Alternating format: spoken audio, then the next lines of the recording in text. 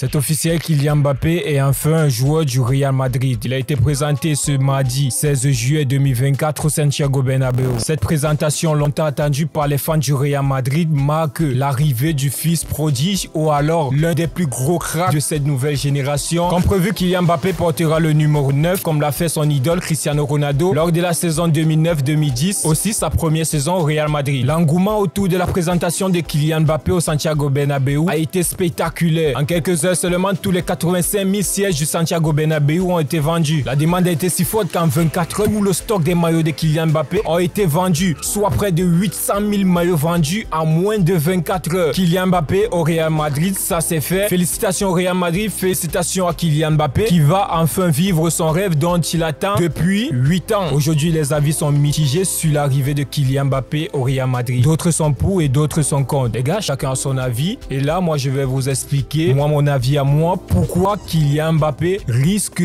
d'être pas meilleur que Cristiano Ronaldo, mais le flop dont on attend à la Eden Hazard, cela ne se fera pas, sauf si Kylian Mbappé arrive avec cette mentalité dont il avait au PSG. C'est qui ne va pas passer au Real Madrid. Kylian Mbappé aujourd'hui, c'est top 3 mondial. Il arrive au Real Madrid dans une équipe déjà composée de Rodrigo, Vinicius Junior et Jude Bellingham qui sont les plus gros stars du Real Madrid actuellement. Le premier problème qui se pose, c'est où va jouer Kylian Mbappé. La saison dernière, Carlo Ancelotti a évolué avec un système assez hybride, avec un 4-4-2, avec un milieu à losange et en attaque Rodrigo et Vinicius Junior. Au milieu, on avait Tchouaméni, Valverde, Kroos et Bellingham en 10. Cette saison, toutes les 4 sont entre les mains de Carlo Ancelotti. Soit il va devoir changer son système tactique pour faire évoluer ses 3 avançants, Rodrigo, Vinicius et Mbappé, ou alors il va garder son même système tactique en évoluant toujours avec un 4-4-2 avec un milieu à losange. Et si Carlo Ancelotti opte pour ce 4-4-2 losange, le seul qui va bénéficier, c'est Camavinga vu qu'il va remplacer Toni Kroos dans ce milieu en losange. Cet été, il y a déjà beaucoup de rumeurs autour de Rodrigo qui risque de quitter le club. Là, il y a Manchester City, il y a le Paris Saint-Germain, il y a aussi Chelsea qui sont sur les tablettes du joueur. Les gars, au niveau où Rodrigo est actuellement, il ne mérite pas être sur le banc. Là, actuellement, tous les voyants sont au rouge. Jouer dans un système tactique 4-3-3, c'est quasiment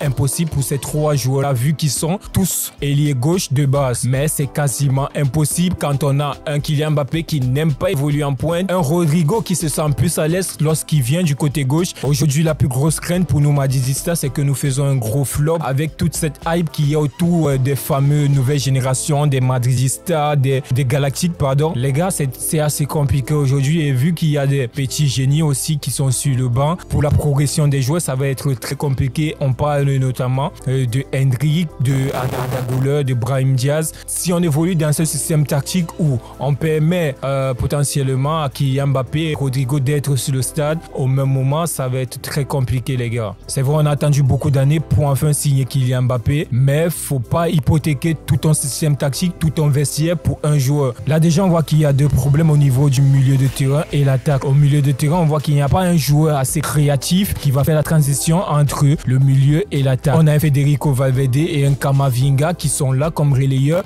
qui ont plus un aspect défensif que offensif. Camavinga, c'est vrai qu'il pèse assez les lignes, mais il n'est pas celui-là qui va faire la transition. Pareil pour Jude Bellingham, qui est un joueur assez à l'aise avec le ballon, mais il n'a pas cette finesse technique, cette vista, comme par exemple Brahim Diaz ou alors Arda Güler, qui va faire cette petite passe à un Kylian Mbappé en profondeur ou alors à un Vinicius Junior. Selon le journal AS, Antonio Pintus, préparateur physique du Real Madrid, a créé un programme spécial Cristiano Ronaldo pour Kylian Mbappé pour lui permettre de revenir à sa meilleure condition physique et aussi potentiellement de faire basculer Kylian Mbappé dans l'axe pour avoir ce rendement assez qualitatif comme un avançant, comme on l'a vu avec Cristiano Ronaldo lors de la saison 2012-2013. Les gars, dites-moi ce que vous pensez en commentaire. Quel sera le système tactique de Carlo Ancelotti la saison prochaine? Va-t-il évoluer sur un 4-4-2 avec un milieu en losange ou alors sur un 4-3-3 comme à l'époque de la BBC? Ou alors Kylian Mbappé sera-t-il un flop au Real Madrid comme l'a été Eden Hazard? Les gars, dites-moi ce que vous pensez en commentaire. Merci d'avoir regardé la